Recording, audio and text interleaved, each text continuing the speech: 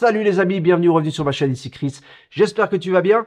J'ai fait une vidéo il y a quelques jours sur le DJI Avata 2, une revue le comparant au DJI Avata 1. Tu peux aller la voir ici en haut si tu ne l'as pas encore vu. Et aujourd'hui, j'ai décidé de faire une petite revue pour l'immobilier. Est-ce que tu peux utiliser ce drone pour l'immobilier? C'est une question que peut-être beaucoup se posent et j'ai voulu tester. Alors j'ai pris la même maison Coca-Cola que j'avais testé il y a environ 2 ans en arrière pour te montrer si j'ai eu des bugs, si c'est pareil ou pas. Et honnêtement, ça a été beaucoup mieux, beaucoup plus fluide, aucun souci, j'ai pas perdu le contrôle.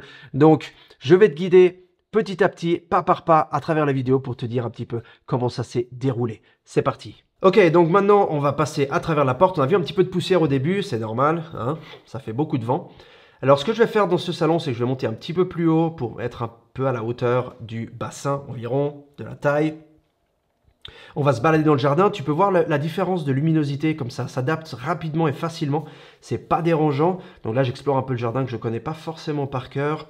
Alors ce que j'ai fait, c'est que j'ai ouvert la fenêtre de la cuisine, où je vais rentrer maintenant. Je suis allé un tout petit peu trop vite, donc j'ai ralenti dans l'entrée, et tu vois que de nouveau la lumière s'adapte pour que ce soit très bien illuminé. On monte les escaliers, je me retrouve un tout petit peu bas, un petit peu plus tard dans cette vidéo je te montrerai comment tu peux monter un peu plus haut, que ça soit un peu mieux. Donc là, on va par-dessus le lit. Et tu peux voir qu'il n'a aucun souci à montrer l'environnement. Donc ça, je l'ai enregistré en normal, pas en wide ou ultra wide, pour que ce soit le plus naturel possible. Pour l'immobilier, c'est mieux. C'est une erreur que j'avais fait dans la vidéo originale l'année passée, ou il y a 2 ans, où j'avais fait en ultra wide. Donc c'était un petit peu déformé. On repasse par la fenêtre, on plonge. Donc tu peux voir que c'est très smooth. Il n'y a pas d'à-coup, il n'y a pas de souci. Tout se passe bien. Voilà, on va re-rentrer dans le salon.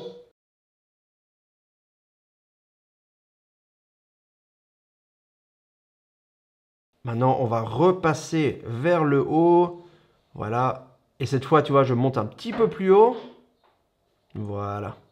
Donc, on tourne. On repasse de nouveau dans les mêmes espaces, mais c'est pour te montrer, une fois que tu t'habitues, que tu prends un peu de fluidité, un peu de vitesse, tu peux vraiment faire des belles prises de vue. Là, on voit les draps qui bougent un peu à cause du vent.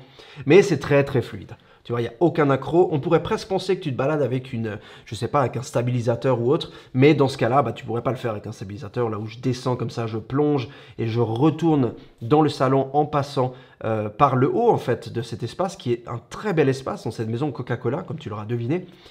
Voilà, on passe de nouveau dans le salon. Là, je vais me balader un petit peu dans le jardin en passant par le barbecue. Tu vois que l'espace est très serré.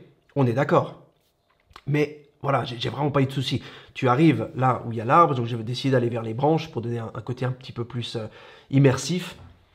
On redescend, et là, il y a un truc intéressant qui va se passer, c'est que j'ai décidé de passer sous les pattes du cheval, donc entre les pattes, et je me suis dit, bon, allez, on y va. Et là, je suis juste passé dessous, j'ai pas eu de soucis, tout a été très fluide. Voilà, la personne qui se balance, on repasse de nouveau vers le cheval. Donc là, tu vois que j'ai vraiment pas de souci à le faire. Et c'est ainsi, en fait, c'est un drone qui est très simple à utiliser, où tu peux vraiment aller où tu veux. Tout ça a été enregistré d'ailleurs, filmé avec le Motion Controller 3, le nouveau. Donc c'est pas en mode manuel. Tu vois que ça tourne, on dirait presque que je suis en mode manuel de la façon dont je tourne. Ça fait des très jolis virages, très fluides, très stables. Maintenant, on va repasser de nouveau dans la maison. Cette fois, je vais passer par-dessus les tasses. On va monter un peu plus haut dans les escaliers. Et là, tu vois que je vais un peu plus vite. J'ai un peu plus de confiance en moi. Je connais un peu mieux l'espace. Je connais les capacités du drone. On va de nouveau passer par le salon. Et cette fois, on va faire un joli plongeon en passant par le haut. Un très joli plongeon. Et on va ressortir de nouveau. Donc voilà. Ça te montre un petit peu les capacités de ce drone à prendre des virages, à s'arrêter, à passer à côté d'objets et surtout avoir un bon réseau et ne pas perdre le contrôle. Gros souci que j'avais avec le DJI Avata 1. J'espère avoir répondu à toutes les questions que tu avais sur ce drone concernant l'immobilier. Si tu en as d'autres, évidemment comme d'habitude, section des commentaires ci-dessous, j'y réponds dès que possible. Et je te retrouve dans ma prochaine vidéo. N'oublie pas de t'abonner si ce n'est pas encore fait. Et garde le sourire. À bientôt. Ciao.